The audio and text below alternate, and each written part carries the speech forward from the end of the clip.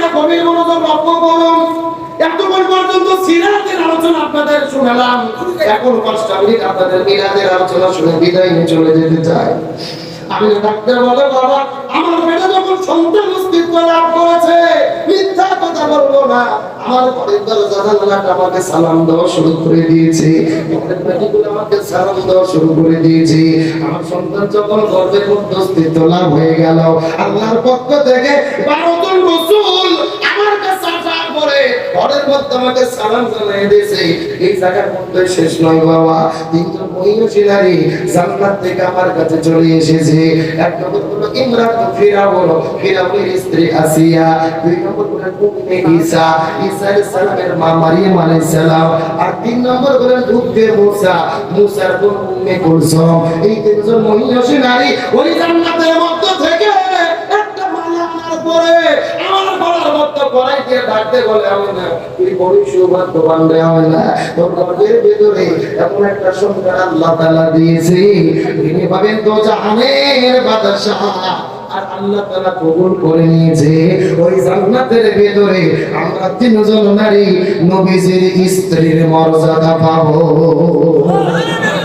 আমি ডাকতে বলে, বাবা এই জায়গার মধ্যে শেষ নয়, আমি সন্তান গর্ভের মধ্যে নিয়ে ঘর থেকে বের হয়ে আস্তে করে যখন ঘর থেকে বের হয়ে যাওয়া শুরু করে দিয়েছি, চতুর্দিক থেকে গাছগুলো আমাকে সালাম জানানো শুরু করে দিয়েছে।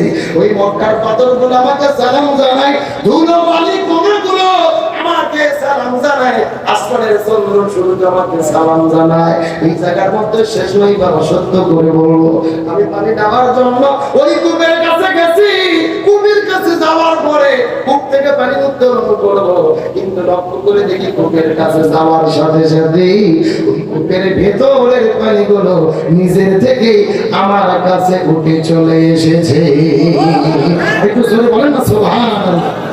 এই কূপের পানিগুলো জামান করে গেছে, আমাকে ডাকতে বলে, আমি না তোমার পেটের মধ্যে দোজানের মেহমান, দোজানের বাদশা, তুমি আর কষ্ট করতে হবে না, যাবে না। তুমি যদি হুকুম করো আমরা কূপের পানি এই কূপের মধ্যে থাকবো না, এই কূপ থেকে বের হয়ে তোমার ঘরের মধ্যে চলে যেতে চাই।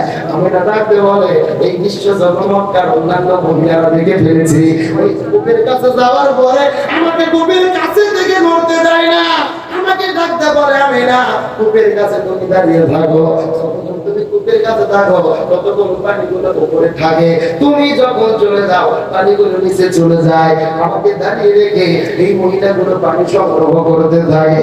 এই জায়গার মধ্যে শেষ নাই বাবা। এই ঘটনা ঘটার পরে রাসূল করিম সাল্লাল্লাহু আলাইহি ওয়াসাল্লাম এই দুনিয়ার মধ্যে যখন আগমন করবে, আমি না ডাকতে বলে, পৃথিবীর মানুষেরা মনোযোগ দিয়ে শুনে নাও, এই পৃথিবীর চিকিৎসা বিজ্ঞানী কোন